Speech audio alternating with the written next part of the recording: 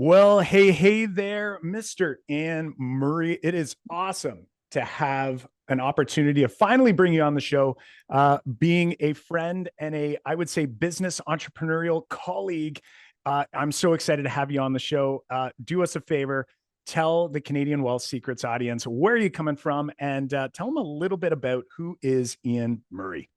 Yeah. Hey, first off, thank you. This is really cool to be able to get to do this with you. And we're doing this at a Starbucks normally, just Yeah, you and I shooting the breeze the back and forth Kingsville on stuff. Starbucks. The Yeah. Kingsville Starbucks. So yeah, no, this is great. I mean, obviously, we just said it right there. I'm from Kingsville. I am an entrepreneur. I began my entrepreneurial journey at a young age. I was 23 years old when I opened up my insurance company. Um, and fast forward almost 15 years later, I still own that insurance company, but I'm also an EOS implementer. So just kind of a big flash forward there, and we can kind of get deeper on how we ended up down that journey. But that's kind of the brief summary. On the personal side of things, I got an unbelievable wife. Her name is Kara, and she keeps everything together in our Mm-hmm. lives. Quite literally, my absolute better part. If you ask anybody. We got three unbelievable children. We actually have triplets. They are 7 years old, Camden, McKenna, and Sawyer, and they're doing awesome. And they're my world, man. I love it. I love it. There's so much to dig into here. I know so much about you, but I want to make sure I don't leave anything behind. So I want to roll all the way back because where you are now and where you were are two very different places. I'd like to think that, myself and John, who isn't with us right now on this particular episode, that we've been through I'll call it a similar transformation, but I feel like you're probably a little further ahead in that you are now helping others to do the same. Meaning, you were an entrepreneur, you're still an entrepreneur. I think once an entrepreneur, you're always an entrepreneur. And now it sounds to me like you've not only grown a successful business in the insurance space, but you also managed over time and through, I'm sure, a lot of learning, probably a lot of failure along the way, you've now been able to actually step outside your business and have a successfully running business without necessarily you there to start all the fires, put out all the fires, deal with the fires, do all of those details, which I think many people who are listening, that is where things happen. That's like what entrepreneurial life is, especially early in the journey, is doing. But the problem is that for so many people, we sort of get stuck in that habit and we're almost unable to find a way in order to replace ourselves. We end up working in the business instead of working on the business. So, how did that work for you? What sort of got you along this path to actually maybe even recognize that, hey, like maybe I could somehow systematize this? And like, so tell us a little bit about that journey because I don't think people realize it's happening. Did you have a moment? Was there some place in your journey where something like clicked for you where you went, oh my gosh, it's like I'm just working a job for myself instead of actually owning a business? Yeah, 100%. I mean, I want to take a bit of a laugh at starting fires in the business. Yeah. I know It's that's you very, and that's me too, right? It's yeah, ideas, yeah. ideas, ideas, right? Ideas. Yeah. And at the end of the day, once an entrepreneur, I think that once you're an entrepreneur and you have that on your resume, you're essentially unhireable after, right? You got to continue down the journey. But going all the way back to at the age of 23, starting off with this insurance company and coming into the space, my dad is still in insurance and was in insurance. He was actually one of the youngest at that point in time State Farm agents. I think he started his State Farm agency at the age of 18. So starting at age 23 just seemed like a very, very logical choice. But I'm going to be really honest with you. I mean, we had a lot of outward success with that agency in terms of great client experience and really writing a lot of business and bringing people on board. And I just had this vision of changing the way people could perceive insurance. and this vision of dealing with an insurance company in a different way. And I would always go to these conferences, right? And I get all these ideas, and I'd come back to my office with just an absolute ton of energy and like, all right, we got to change everything. We're going to do this whole different thing. And my team would just bury their heads in the sand. And it became this like, it wasn't even a behind my back joke. They would literally say to me, if we just stay quiet long enough, Ian's going to forget everything that he just said. He's going to move on to something else. But it really frustrated me. And I found it really, really difficult to try to replicate how I would handle clients. And that becomes so hard when you want to scale your business and you have these big visions of where you want to go. Being unable to replicate your success, you can't go anywhere. And I'm going to also tell you that it's really tough to replicate your success when you're still the one doing the successful things to keep that business going. So, I mean, I looked everywhere. Honestly, Kyle, I would look everywhere. I would listen to anybody. How can I do things better? And everyone would say, hey, put in more time, show them the way. A great leader gets down into the trenches. They're doing the work day in and day out. So that's what I did. Yep. Right. Yeah. And you're like, check. I'm already doing all this stuff, but there's gotta be more. Maybe I can do more of it. So I kept doing that. And it was to the point where, I'm doing insurance quotes at 7:00 at night on a Sunday because everybody had my text message phone number. And this becomes unsustainable, right? You can't build a great business if you don't have a great team. And I'm not saying that I didn't have great people that were in the office, but at the end of the day, you got to have the systems and the processes, and you got to have that vision articulated to everybody to get it to work. So I was burning out. And eventually I ended up with a health crisis. I ended up with gastritis. And it was to the point where every single time I thought about the business, my stomach would light on fire. And you're a business owner. Try not thinking about your business. So difficult, but it rendered me next to useless in the business. And then we had triplets. And, being a dad to 3 kids, I mean, there was a lot of time because being a business owner, I could be home and I was home, but my mind was not there. I'm somewhere else. I'm still checking my emails.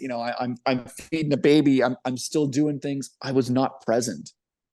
And, flash, go a little bit even more forward. The kids are 2 years old and you're coming home and you're frustrated at a 2-year-old. You're 2, man. Yeah. Well, what's interesting about this is I think a lot of people who, are business owners listening, maybe even some people that, we know that while we focus this show on entrepreneurship, on businesses, on those with corporate structures and investors, the reality is we have a lot of folks who are working a career, a T4 job, but they run into some of the same issues as well, right? Where it seems like they just can't, disconnect from that part of their world. And in what I'm hearing from you, and maybe you recognize this, maybe not, but it's almost like the universe sent you a couple signs and it was like, is he going to pick up on this? Like, here, we're going to like hurt him with his health, and they're like, is he going to pick up on it? And you're like, I know it's not, something's not going on. Right. And then they're like, okay, that didn't work. Okay. Now you get triplets. You don't just get one child, you're going to get 3.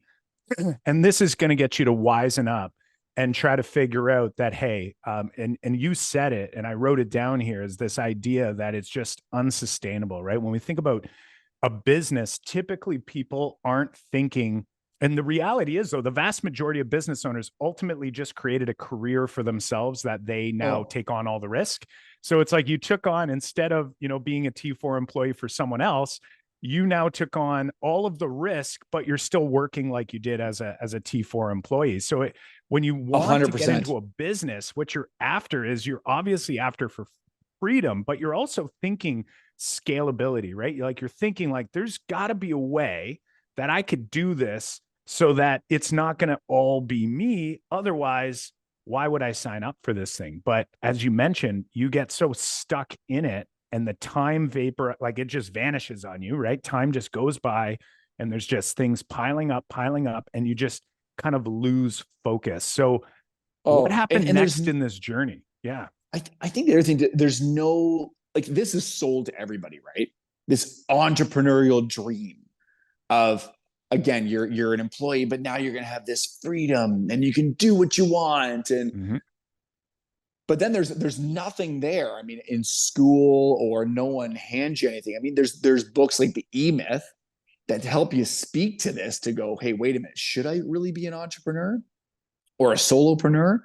Um, yeah, it's just, you get to a point where, again, you talk about that burnout, right? And that's where I was at. And I was really desperately trying to find that solution. So I joined this group called Strategic Coach out of Toronto. So Dan Sullivan, lifelong entrepreneur as well, creates a lot of systems for Mm-hmm. entrepreneurs to help organize their personal lives and their professional lives so they can, maximize their energy.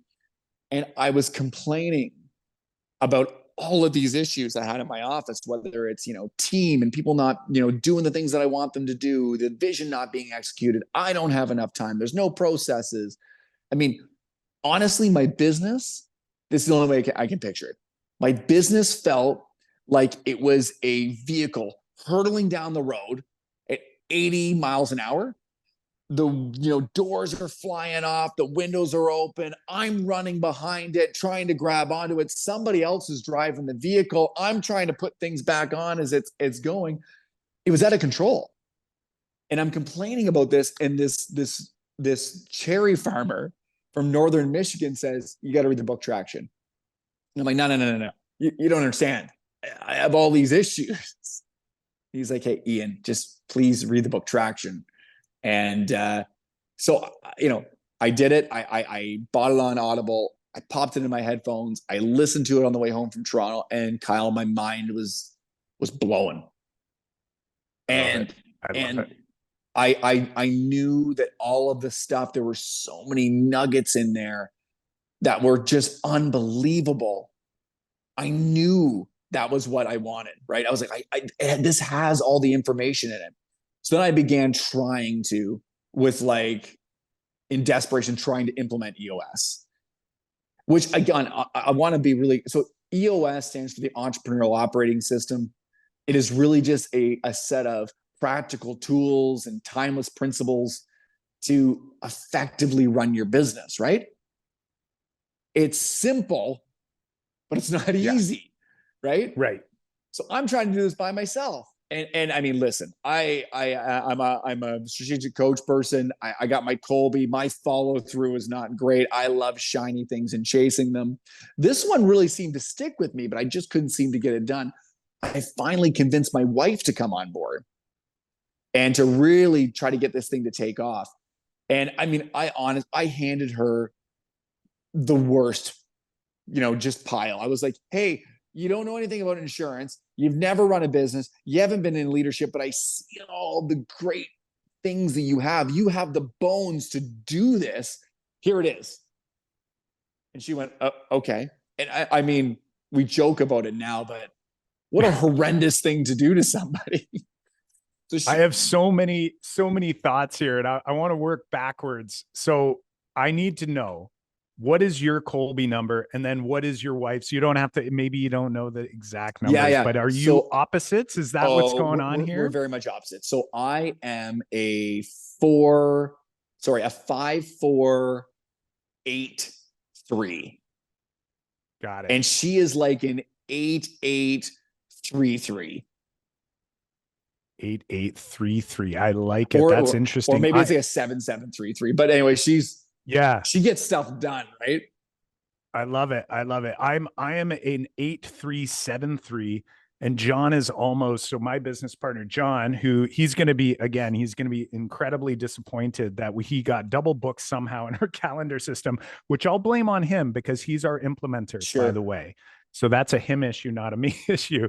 But I'm an 8373, and he's almost the exact opposite. So we complement each other really well. And that's why I was asking, like, when you handed all that over and I see that there's some variance Yeah. there, specifically in the fall, I guess it would be, yeah, in the follow through section and the fact and the finder quick start area and the quick start and fact finder, right? So her and I are very similar in that we love to go down this rabbit hole. And for those who are listening, if you haven't already listened to the episode, we actually unpack the Colby, and we do a whole episode on what drives you, and you learn so much about yourself. And I think, there's people on your team that are either exactly like you, which are probably not that helpful to you on your team, but yeah. then there's people who are the opposite or have something else that maybe you don't have. And because you don't think like them, it's hard for you to understand what would actually suit them well, or what would actually drive them to do something maybe more effectively, more efficiently, or put more effort into it. For sure. So it sounds like that's happened. And then I got to say, Traction's one of John's favorite books. I've read it, but I have low follow through. Sure. So I need like John to, implement everything behind me, but I love it. I love it. Tell us. So your wife is now kind of dragged in here. Yeah. So did you bring her on the EOS journey too? Like, was she like on board, or were you kind of going like, I'm going to just try to make this happen and then see where it goes? No, I mean, listen, she read the book Traction, and I literally handed it to her and I said, you just need to implement this, which is like, nothing big. Yeah. No big deal. What a thing to say. You just need to implement this entire book. So I handed it to her. She read it. She's like, yes, you're right, Ian. Like this is what we need. This is what's going to transition us from where we are to where we want to go. And we really tried to work through that over the course of 2 or 3 years. Ultimately, we decided, hey, this has taken a lot longer to really get this thing to take off. And we hired an implementer to actually help us implement this into our business.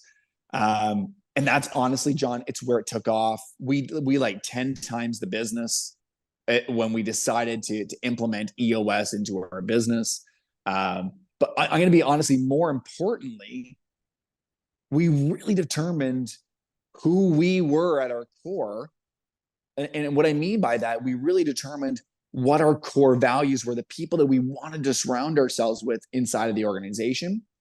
Mm-hmm. We became crystal clear on our core focus, because I'm prone to chasing shiny things. I mean, at one point in time, Kyle, I was a financial planner, and I was very passionate about that. And I think, listen, I still love financial planning and I love great financial planners, but I think the thing that I loved about financial planning was helping people.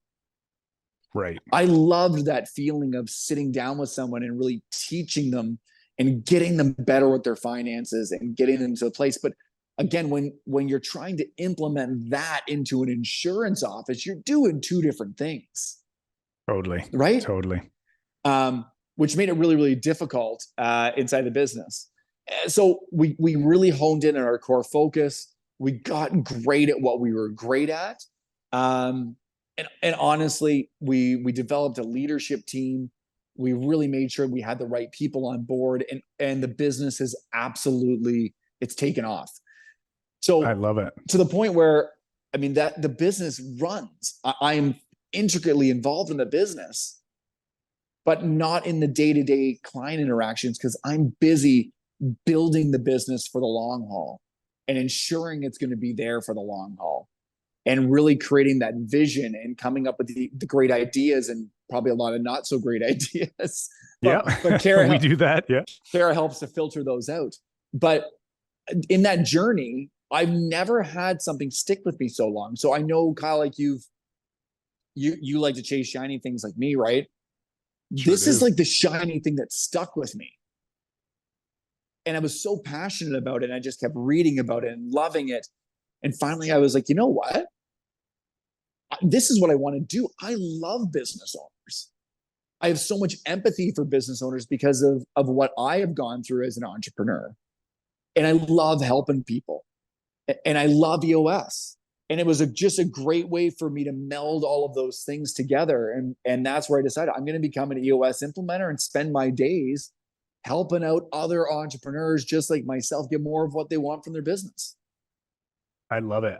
There's so many things here that I think are really important to kind of highlight. So first off, you spent a lot of time, like you were clearly searching, like you were searching for a solution here. And what I think is hard when you're an entrepreneurial, you have an entrepreneurial spirit, you want to grow a business, but because in the early goings and sometimes forever for some business owners, you're in every aspect of the business and there's always going to be certain parts. This is where the Colby kind of lands with me, is like there's going to be parts of that business that are going to work against. It's going to require that certain things happen in a certain way that are going to actually counter to what you're driven to do. And it sucks energy, not only from that area, but it also sucks energy out of the things that you actually really did like. For so sure. It's almost like, you used to love this part, but then this part's actually taking away from both, it's draining both. And I think what I'm hearing from you is that you've been on a journey to kind of really almost better understand who you are, right? Not at a personal level, but also a professional level, because I'm sure at the onset, you're like, yes, a business owner, I want to do that. And there was probably certain parts of the insurance business that you loved. You loved helping people, right? Yeah. I am very similar. I love having these sorts of interactions. I love that part. You know what I really hate? I hate doing the follow-up stuff. Like I hate doing I'm like, we already discussed it. I'm like, I wish it just happened, And that's where this part fits in. And, the part that's interesting as well, you mentioned Dan Sullivan, and it's almost like, some of his work that's really impacted me, and I'm sure you'd agree for yourself, is really helping yourself to figure out what is your unique ability. And then what is the thing that is going to be, you can call, the 80-20 rule, like what's the 20% for you, not just your business, but also you individually, that's going to allow you to, and one of his latest books that, 10X is easier than 2X, right? It's like, what's going to allow you to 10X? And you said it, that you guys 10X'd after doing this type of work. Yeah. And then the last part I want to, kind of tee up for you here to kind of continue on this journey is that you did it alone for a number of years and then finally decided, you know what, let's bring someone else on. And I think sometimes as entrepreneurs, it can be hard. It can be difficult to go, I want someone else to come in here to assist. And it's almost like we have a bit of an ego issue or a vulnerability issue where it's sort of like, well, I do it on my own. I'm an entrepreneur. But in reality, bring in that outside voice, that person that is not in the business with you, and they can just ask you the right questions to get you to almost, I'm guessing that they probably got you to come to recognize some of the things they probably saw from the outside, but you couldn't see while you were in there. What happened, like after you hired that implementer? What did that look like? Like, was it a quick change? Did you notice like almost immediately that you were like, oh my gosh, the quote unquote traction is actually starting to take form here? Tell me about that. And then tell me, a little bit about like, what do you recommend to those people listening who are like, that's me. Oh my gosh, I hear myself. And what should I do next? Yeah. So let's start there. What should I do? So I'm not saying EOS works for everybody. I want to be really crystal clear on it. It's a phenomenal system.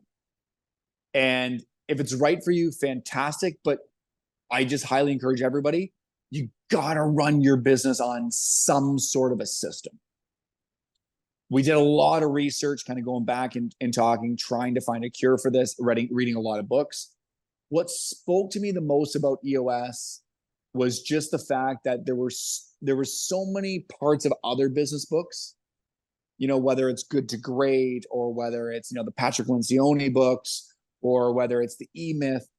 It really brought everything together because at the end of the day, your business is interconnected. Just coming up with processes is not going to cure your business, right? There's so many interconnected parts. So I just encourage everyone, find a system to run on, some sort of a system. But yeah, when we brought the EOS implementer in, it took roughly 2 years to really gain the traction that we needed. And the reason why is it's a spaced learning approach. Like, you cannot change your business tomorrow. I mean, we say when we do 90-minute meetings with clients, there are no silver bullets. there are no magic pills, because there aren't. Like, you're not all of a sudden gonna slap a "We Run EOS" sticker on our door and all of a sudden your business starts running better. It doesn't work that way. Yeah.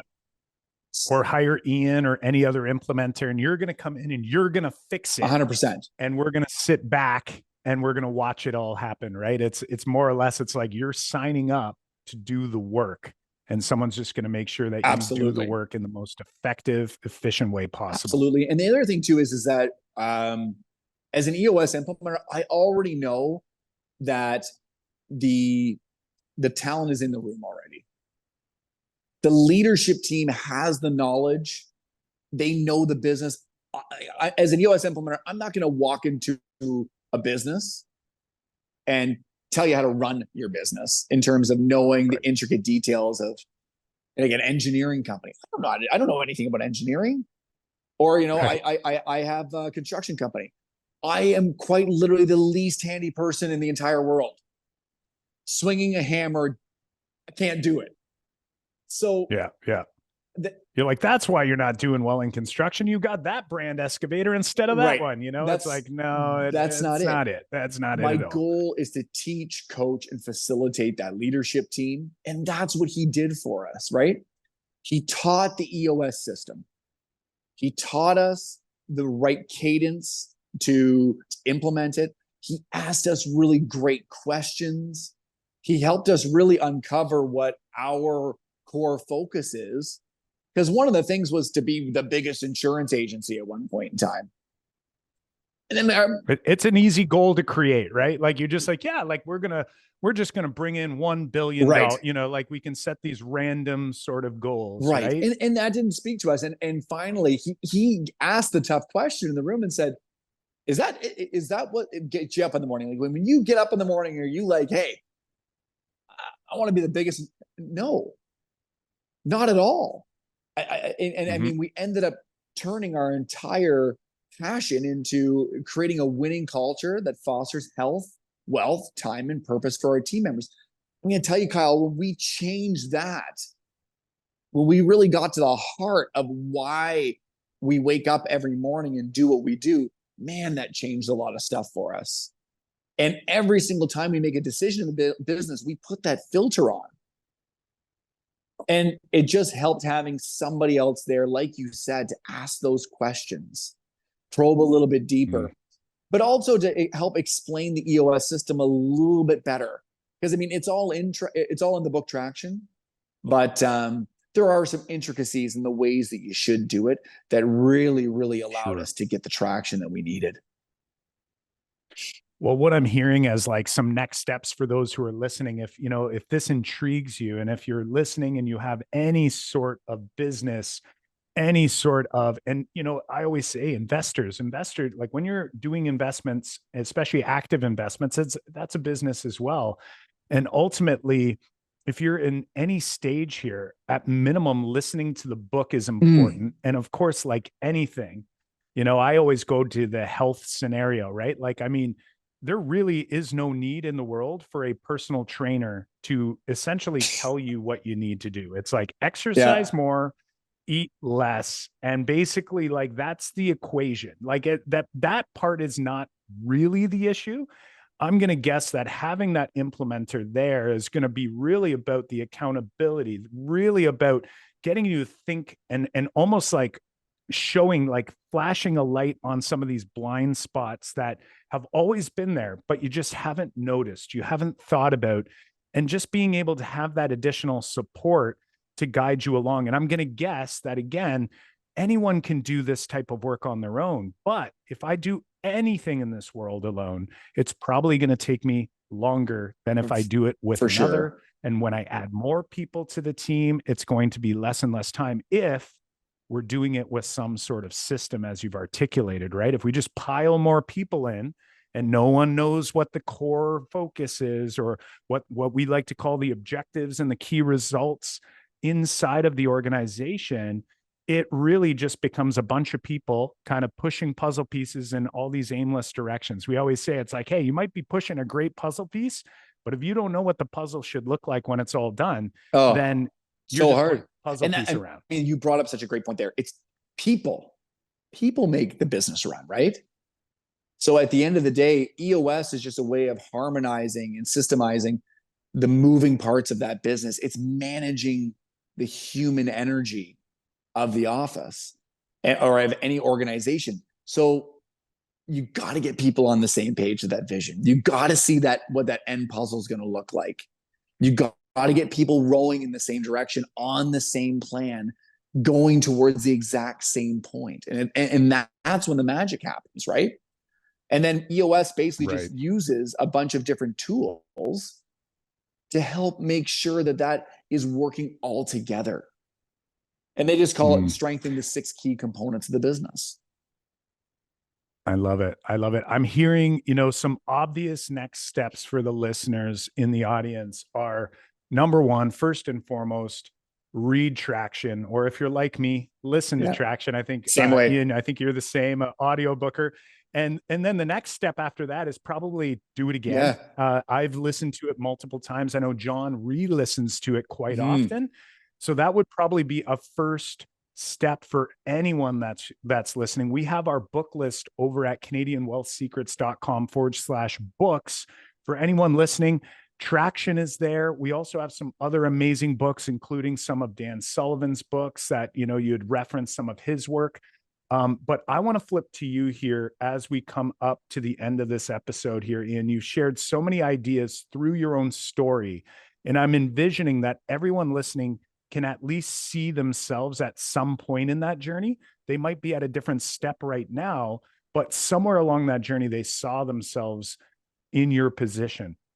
My wonder for you is, what would you say is your Canadian wealth secret sauce for today's episode that you want people to kind of walk away with, and you want to resonate with them as they walk away from this interview with Ian Murray, who is officially an EOS implementer now? Yeah, I mean, as with probably everything that I do, is I can kind of get talking a bit too much. I don't necessarily have one secret. So let me give you a couple here. Number one is, we've talked about this a lot today, is that there's stuff that you're really great at, and then there's stuff that you're not necessarily that great at. Find a planner. From a wealth management perspective, as a formal financial planner, have someone do that stuff for you. It's like having a fitness coach. It's like having an EOS implementer. Offload that to somebody, right? That's so important. The second thing that I'm also going to say about that, and I speak directly to the entrepreneurs in your group, is that the biggest wealth accumulation method that you have is your business. And I'm not talking about from, an investment standpoint or anything crazy that way.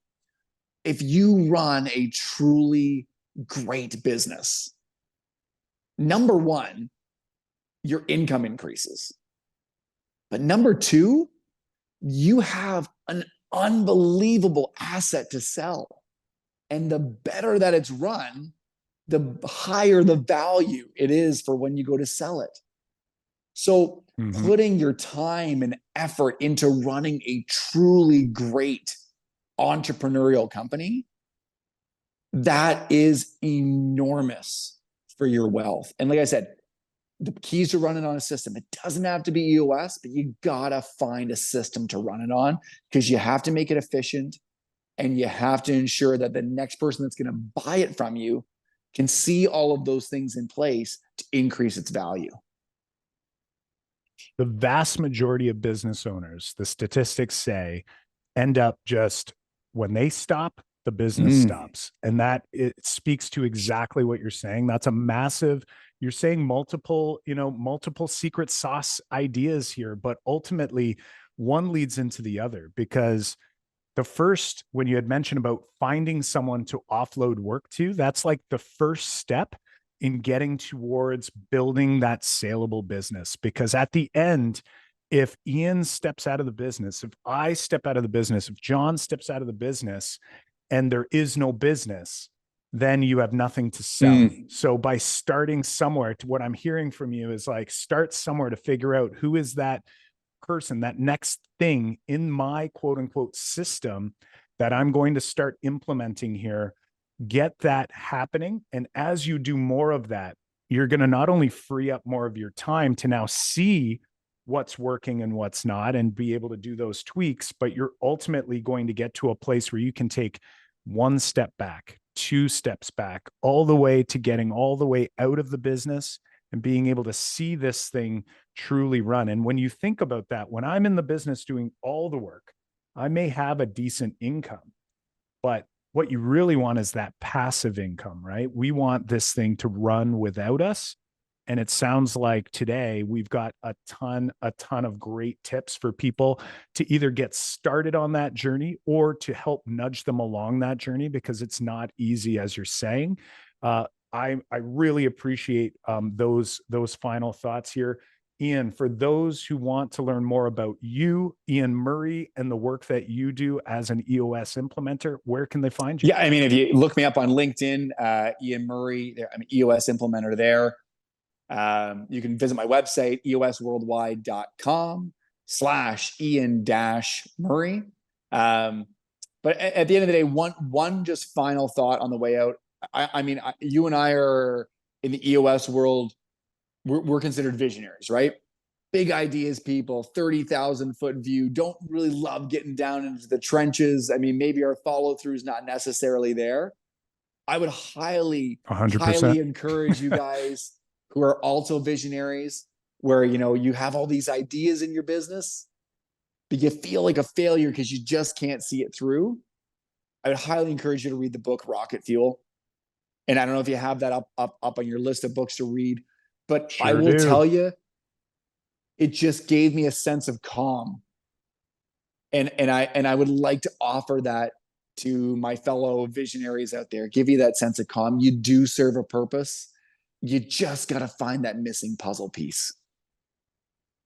I love it. I love it. Rocket Fuel is the book that helped John and I understand why we are the way we are. And luckily, I think, you know, part of the Colby number thing, it was like, luckily, I'm going to say the universe sort of allowed us to somehow come together to do some of this work together, but it just made sense, you know, like when John's like, here goes Kyle again, you know, John would be the same as the people on your team where they're going, here's Kyle with another idea. And John has his list of like, you know, his list of actual actionable things. And then I think he says he has this other list of like the do later list, but I think it's just pretending to write it down. So, you know, I see his hand move, but he's actually not writing it down. But there's a lot of answers to those questions. So Rocket Fuel, another Gino Wickman book, a great book, is also on the book list over at CanadianWealthSecrets.com/books. And of course, friends, on this particular episode, we're going to have a show notes page with links to Ian's LinkedIn, to his website that he shared there. You can find that over on CanadianWealthSecrets.com/episode 76 on behalf of the Canadian Wealth Secrets community. I want to thank you, Ian, for taking some time here today to share your story and to also give us a lot of amazing Canadian wealth secrets to take with us, the secret sauce. And I'm hoping we'll get to catch up with you on a future episode to see how things are going. Thank you. And honestly, to all of your listeners, reach out. We take a help first approach as EOS implementers. I would love to chat with anybody. I'm quite happy to jump on a phone call and just try to offer any kind of help or any kind of clarification on any of your questions that you have. I'm an open book here. I love it. And I know that about you.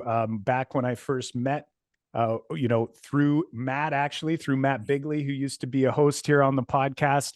And, you know, we both came together and it was just a true, you know, share and help sort of conversation. And that's essentially how this relationship has grown. So folks, I can attest to it. Reach out to Ian.